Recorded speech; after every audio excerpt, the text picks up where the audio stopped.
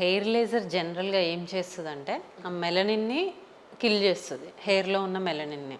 తర్వాత hair growth and hair thickness కానీ తగ్గిపోతది కొన్ని సెషన్స్ తర్వాత. సో, ఎవరికి దీనివల్ల సైడ్ ఎఫెక్ట్స్ ఒస్తాయి అంటే, ఎవరైతే పోస్ట్ ప్రొసీజర్ కొంచెం డ్రైనెస్ అనేది ఉంటది. మాయిశ్చరైజర్ లేకుండా ఉంటారో, సన్ స్క్రీన్ లేకుండా బయటకు వెళ్ళిపోతారో, వాళ్ళల్లో ఇంకా ఎక్కువ డ్రైనెస్ పెరిగే ఛాన్సెస్ ఉంటాయి. వస్తే ర్యాష్ రావచ్చు. అంతే తప్ప ఈ హెయిర్ లేజర్ వల్ల రకరకాల సైడ్ ఎఫెక్ట్స్, కొంతమంది క్యాన్సర్స్ వస్తాయా ఇలా అనుకుంటారు. కానీ మనం అమ్మాయిలకి ఇచ్చే, మన పిల్లలకి ఇచ్చే ఒక బెస్ట్ గిఫ్ట్లో లేజర్ హెయిర్ రిమూవల్ టాప్లో ఉంటుందన్నమాట కదా. ఎందుకంటే వాళ్ళకి ఇప్పుడున్న వెస్ట్రన్ కల్చర్కి స్లీవ్లెస్ వేసుకుంటున్నారు, చిన్న షార్ట్ డ్రెస్సెస్ వేసుకుంటున్నారు. ఆ హెయిర్ అనేది వాళ్ళకి చాలా ఇబ్బందిగా ఉంటుంది. వాళ్ళకి ఏం చేయాలో తెలియక టీనేజర్స్ షేవ్ చేస్తారు, లేదు అంటే వ్యాక్స్ చేస్తారు టెంపరీ రెమెడీ కోసం. సో దానివల్ల సైడ్ ఎఫెక్ట్స్ వస్తాయి. లేజర్ హెయిర్ రిమూవల్ అనేది permanent and one of the best gift అనమాట. ట్రూ. అంటే తను చెప్పిన డౌట్ నేను నాకు షాక్ అయ్యాను. స్కిన్ కాలిపోతుందండి మీకు తెలీదా అని అడిగింది. ఇదేంటి స్కిన్ కాలిపోవడం ఏంటి అసలు అనేది. అంటే లేజర్ హెయిర్ రిమూవల్లో కొన్ని మనం సెట్టింగ్స్ చేసుకోవాల్సి ఉంటుంది. ఇన్ కేసు మనం ఎవరైనా డాక్టర్ కాని వాళ్ళు అంటే ఫేక్ డాక్టర్స్ దగ్గరికి వెళ్ళినప్పుడు వాళ్ళు ఏదైనా కరెక్ట్గా పెట్టకపోతే 1 or 2 మెంబర్స్కి ఏమన్నా జరిగి ఉంటుందో అది ఈవిడకి తెలిసి ఉంటుంది. అలాగే డైట్ పార్ట్కి వచ్చేటప్పటికి ఈరోజు అతి భయంకరంగా ఇది తినకండి ఇంత తగ్గిపోతారు, ఇది మా డైట్ ఇది ఇంత తినండి ఇంత తగ్గిపోతారు, ఇది ఎక్కువైపోయింది. వాళ్ళు నిజమైన డాక్టర్లా క్వాలిఫైడా అనేది భగవంతుడికి ఎరుక. మనం వెళ్ళి వాళ్ళ సర్టిఫికేట్స్ అడగలేము. మోసపోయేవాళ్ళు మోసపోతున్నారు, వీడియోలు పెట్టేవాళ్ళు వీడియోలు పెడుతున్నారు, ఫైట్ చేసేవాళ్ళు ఫైట్ చేస్తున్నారు. ఈ సందర్భంగా యు ఆర్ క్వాలిఫైడ్ డైటిషనిస్ట్ కాబట్టి, న్యూట్రిషనిస్ట్ కాబట్టి, సో నేను మిమ్మల్ని అడుగుతున్నాను, ఎగ్జాక్ట్గా వెయిట్ తగ్గాలి అని అనుకుంటే కనుక మీ దగ్గరికి ఎవరైనా వస్తే మీరేం అడ్వైస్ చేస్తారు? సో ఇప్పుడు వెయిట్ లాస్ అవ్వాలి అంటే ఫస్ట్ బయటది మాట్లాడుకుందాం. బయట ఏం చేస్తున్నారంటే చాలా పోర్షన్ కంట్రోల్, చాలా మినిమైజ్ చేసి, చాలా న్యూట్రిషన్ క్వాంటిటీ కూడా అంటే క్వాంటిటీ ఆఫ్ ద రైస్ కానీ ఇంతే పెట్టి, ఇంత కర్రీ, లేదంటే ఒక వాల్నట్, 2 జీడిపప్పులు ఇలాంటివి ఇచ్చేయడం వల్ల వెయిట్ లాస్ అవుతాం. దాంతోపాటు మజిల్ కూడా పోతూ ఉంటుంది. కరెక్ట్. సో స్ట్రెంగ్త్ ఉండదు. చాలామంది బయట డైట్స్ చేసేవాళ్ళు నా దగ్గరికి వచ్చే వాళ్ళల్లో ఎక్కువగా హెయిర్ లాస్, లేదంటే స్కిన్ సాగైపోవడము, స్కిన్లో మనకు ఒక నరిష్మెంట్ లేకపోవడము, ఇలాంటి కంప్లైంట్స్ మేము ఈ డైట్ చేస్తున్నాం ఇలా అవుతుంది మాకు ఏంటి అనేది. నీ డైట్లోనే ఏది లేదు కదా, ప్రోటీన్ లేదు, మంచి ఫ్యాట్స్ లేవు, ఏమీ లేదు, జస్ట్ క్వాంటిటీ మినిమైజ్ చేశారు. 3 times తినాలి, 3 times ఇంతే తినాలి, వాడికి నీరసం వస్తుంది, వెయిట్ లాస్ అయిపోతారు. కానీ ఈ అదర్ సైడ్ ఎఫెక్ట్స్ ఎక్కువగా ఉంటాయి కదా.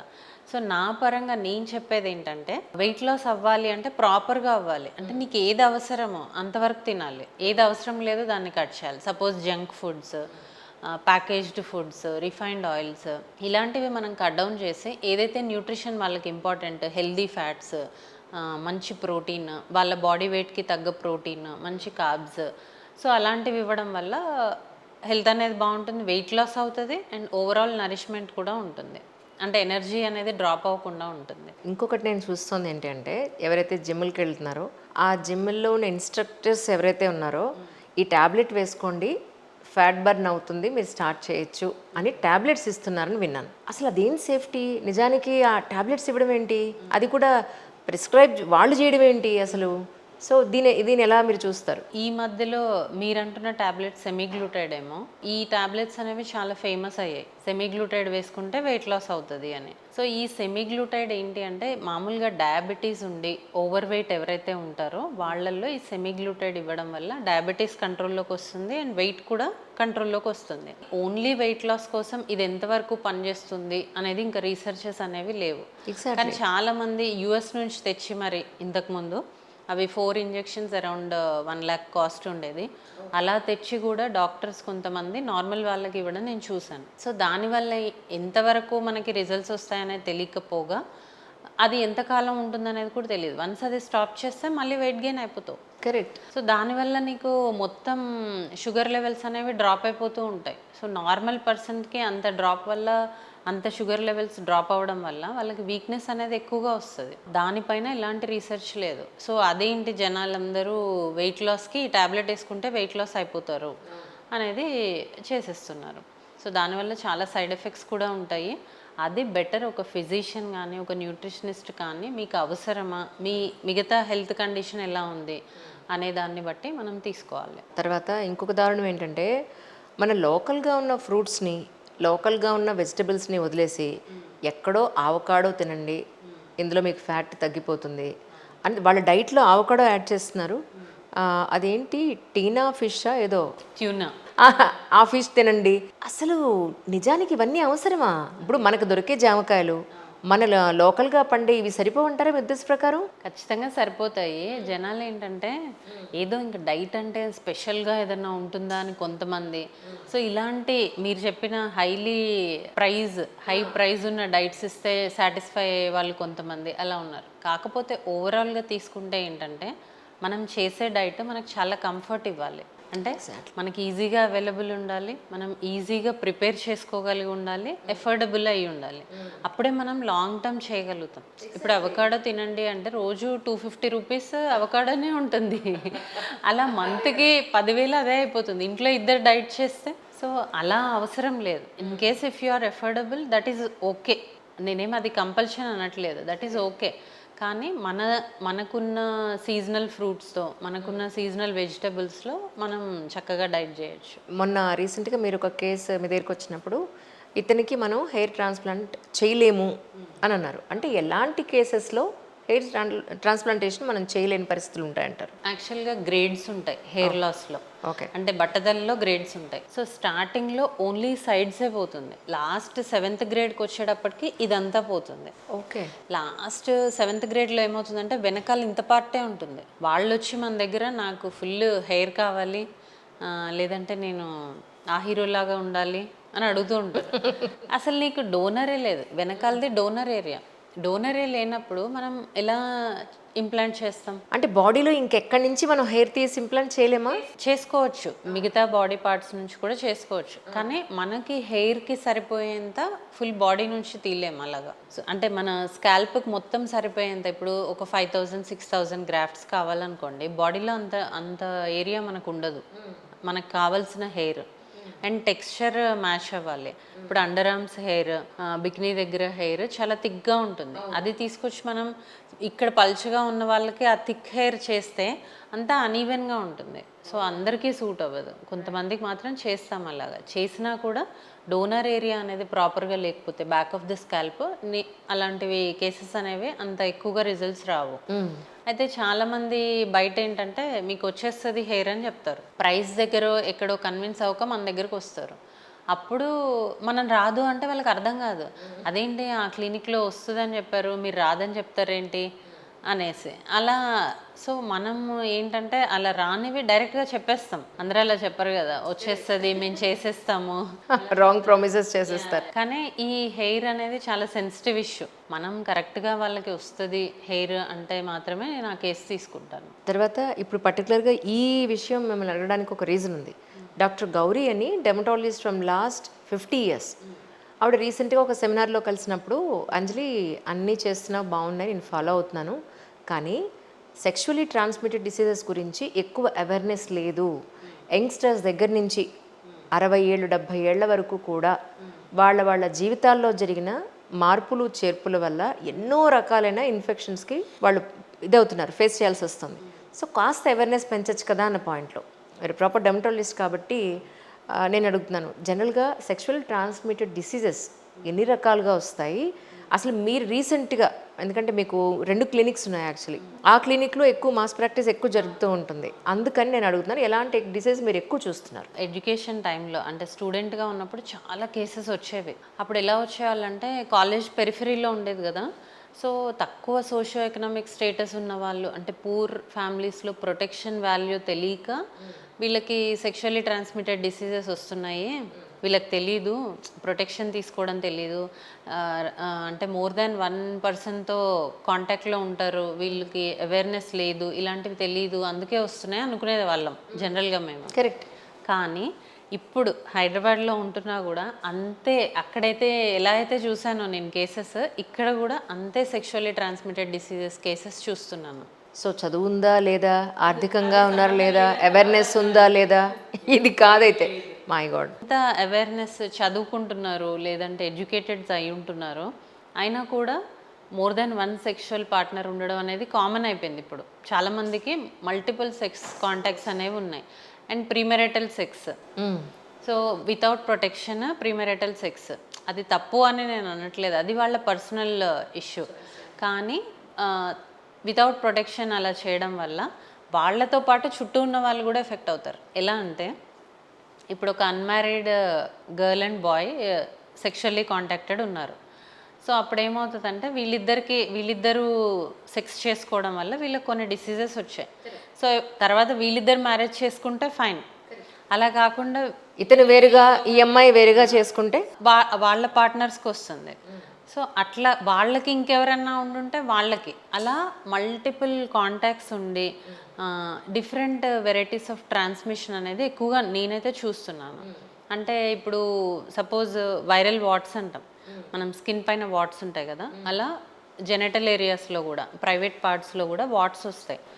చాలా మంది అది చెప్పుకోవడానికి సిగ్గుపడతారు. అంటే ఎవరికి వాళ్ళు కనిపించదు కదా యాక్చువల్గా. మెయిల్స్కి కనిపిస్తుంది, వాళ్ళకి ఈజీగా వాళ్ళు ఐడెంటిఫై చేసుకోగలుగుతారు.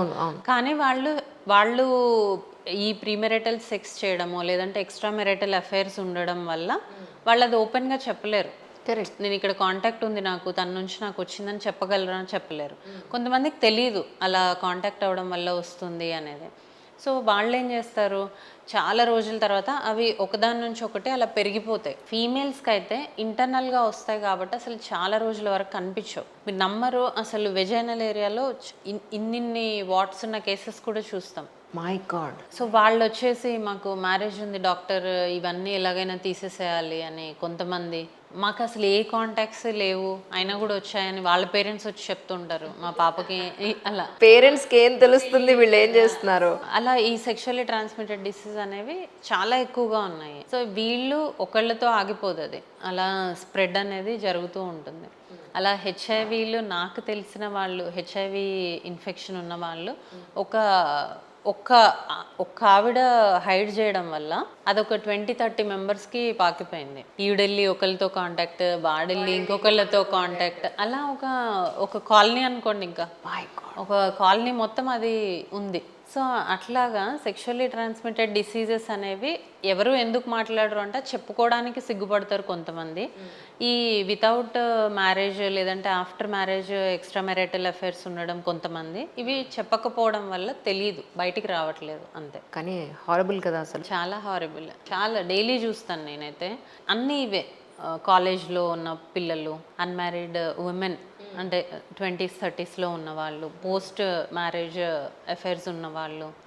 సో హస్బెండ్ అండ్ వైఫ్కి వస్తున్నాయనే వస్తారు జనరల్గా, కానీ ఇతనికి ఏదో ఉంటుందో ఆవిడకి ఏదో ఉంటుంది.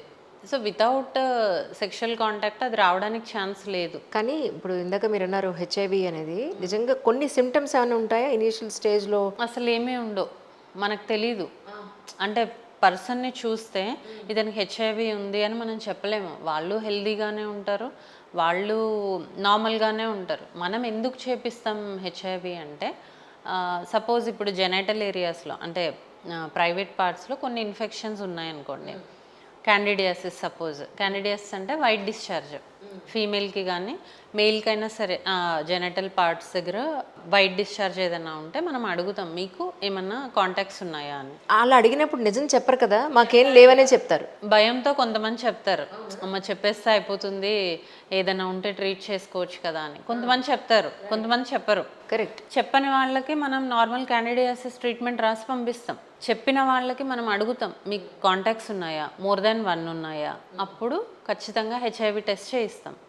అలా చేయించినప్పుడు పాజిటివ్ వచ్చిన వాళ్ళకి CD4 కౌంట్కి పంపించి వాళ్ళని కొన్ని సెంటర్స్కి రిఫర్ చేయడం ఉంటుంది.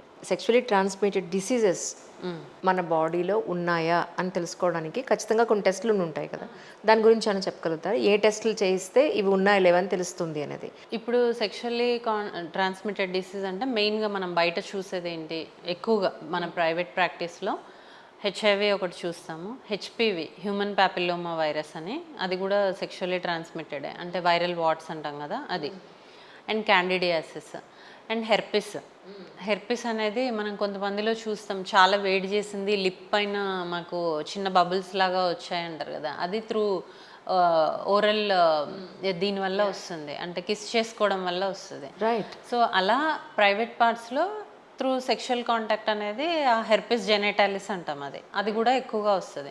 సో అప్పుడు హెర్పిస్ వైరస్ యాంటీబాడీస్ కోసం మనం చూస్తాం.